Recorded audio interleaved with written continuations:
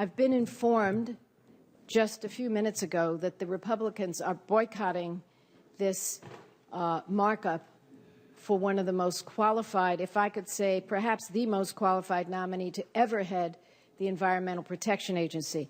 I've left a glass of water here for Senator Vitter because, out of friendship, in the hopes that he'd come and clear his throat and join us.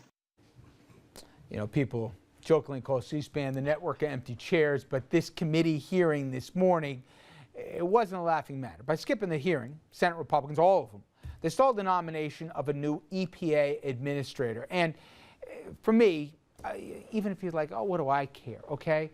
I'm not asking you to care about the nominee. I'm saying we all kind of have a dog in the fight when it comes to the environment, Environmental Protection Agency, you know?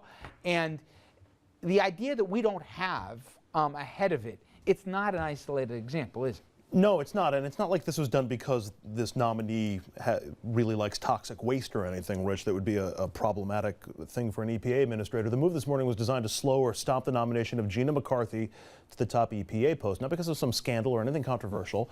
Republicans just don't like her, and they think she'll be too anti-business running the EPA. That prompted White House Press Secretary Carney to note what he calls the GOP's historic level of obstructionism, saying it's bad for the functioning of the federal government, calling on the GOP to stop the theater. Comments you can extend to a slew of top positions, including what most people would consider pretty important jobs.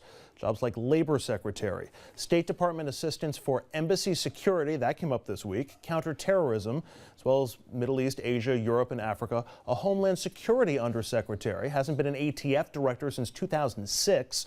Also an IRS director, a chief economist for the Commerce Department, even the guy who does the hiring at the Pentagon.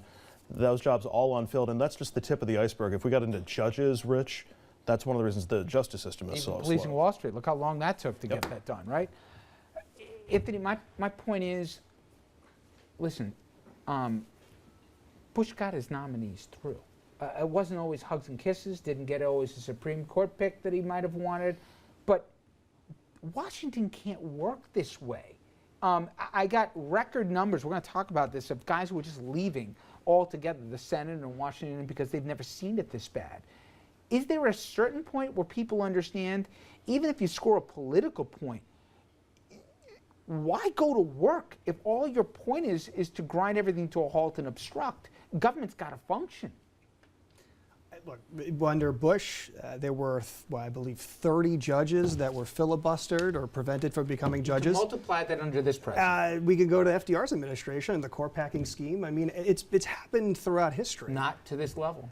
They're going to get. They're going to get. Look, but this is what they think do. of like a Supreme Court confirmation, and oh, they've got gig, rulings that are right. outlandish, and how dare they, and we'll never be able to control them. You're talking about, you know, administrative positions like running the ATF, or the counterterrorism guy, or the person for the State Department in charge of embassy security. I mean, we just had a hearing yesterday about embassy security issues, and we can't get a person to fill that job. But here's my point. The lot of these same people are guys, interim but the already same there, guys who bitch and moan about Fast and Furious, or the same guys who say, "Oh my God, we got to police Wall Street. We got to do."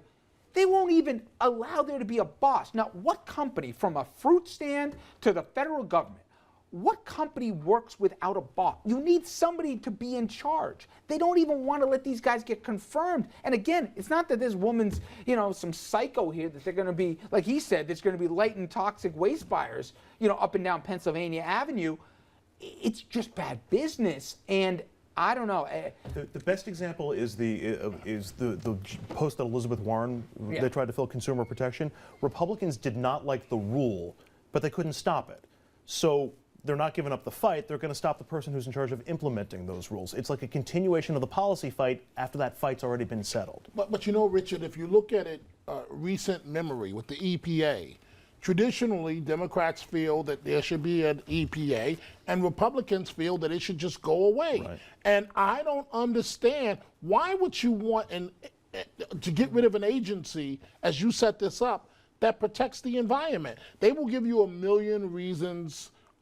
They will point to red too tape. Tough on business. Right, too tough on business, red tape. But I mean, it's crazy. But it's the law. It's the law that there's an EPA. Okay, but let me make one last point.